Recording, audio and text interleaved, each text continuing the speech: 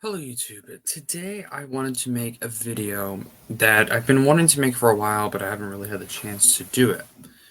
It's a very unique connection between two pieces of Star Wars media of expanded universe material that one is one is a book and the other is a game, and the book is obviously the Crystal Star, one of the most I wouldn't say controversial, just one of the most made fun of pieces of media in the EU. And then there's Jedi Outcast, which is one of the most popular games in all of the EU. It's probably the most popular in the Dark Forces series. Um, Now, what is the connection?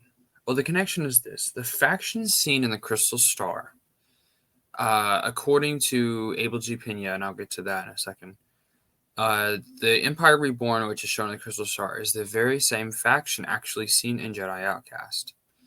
Jedi Outcast, I believe, takes place shortly before the Crystal Star.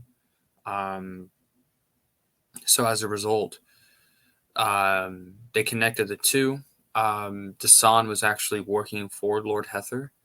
I don't remember if he was actually turned to the dark side by him.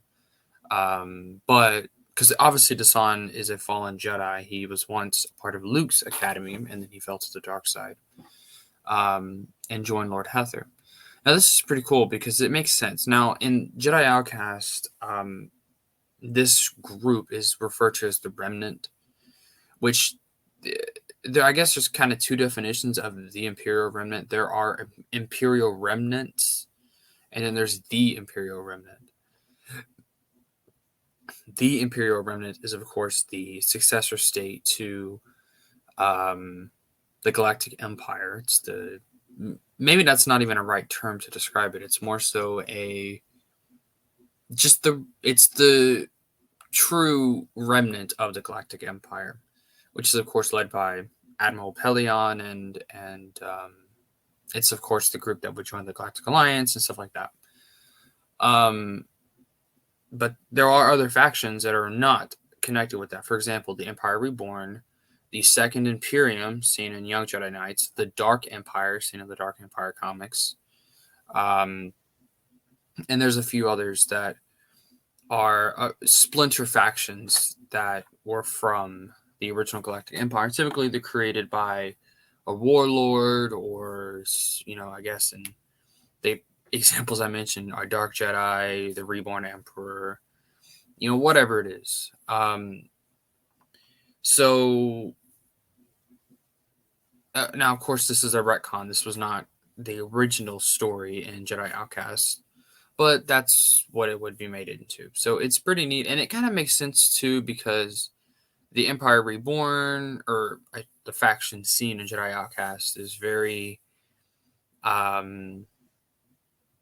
it seems like that would be something because they're trying to make force sensitive, make non-force sensitive people to become force sensitive, which is evil scientific experiments. That's very Lord Hether, because Lord Hether kidnapped children to experiment on them and stuff like that. So it makes sense. It all works with the time frame.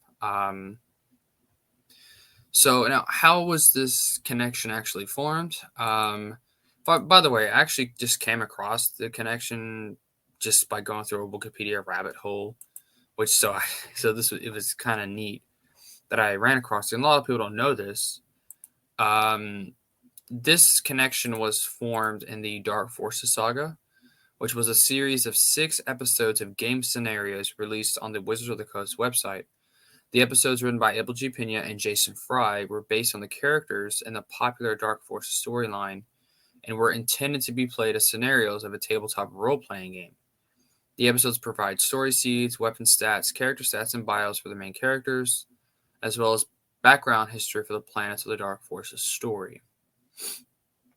So in the specific episode, because there were 6, it's the 6th episode is where the connection is made, and the episode is called Outcasts and Megalomaniacs Welcome.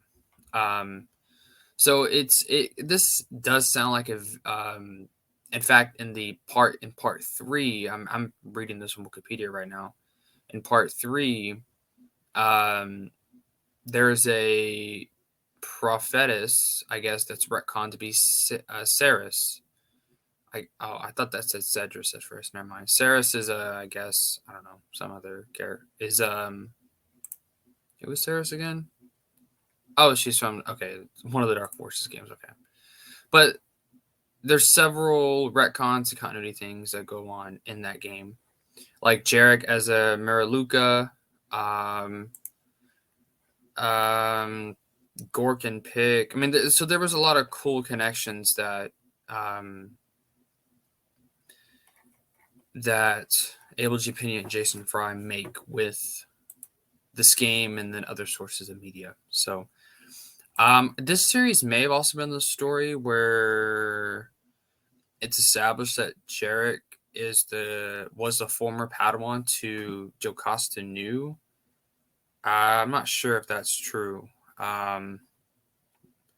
If this is the series where that's established, because I know obviously Jocasta Nu was not created when Dark Forces 2 came out, so or she hadn't been created yet. But anyway, that's a really cool connection, I think. And even though The Crystal Star is a book that gets a lot of hate, I don't mind the book at all. I don't think it's even close to one of the worst stories in the EU.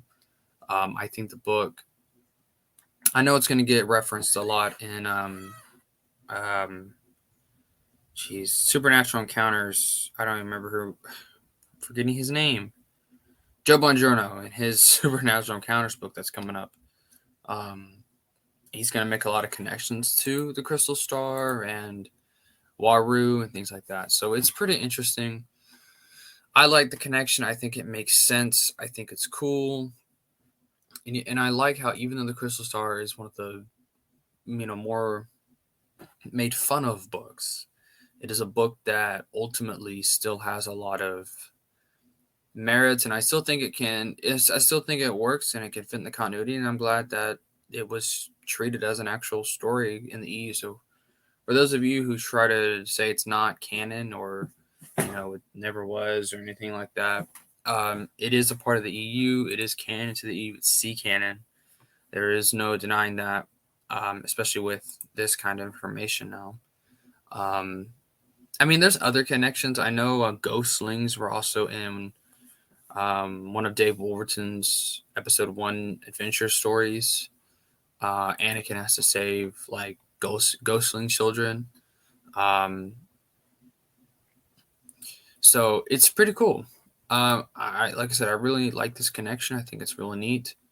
But yeah, that's all I've got. Thanks for watching. I'll see you guys next time. Bye bye.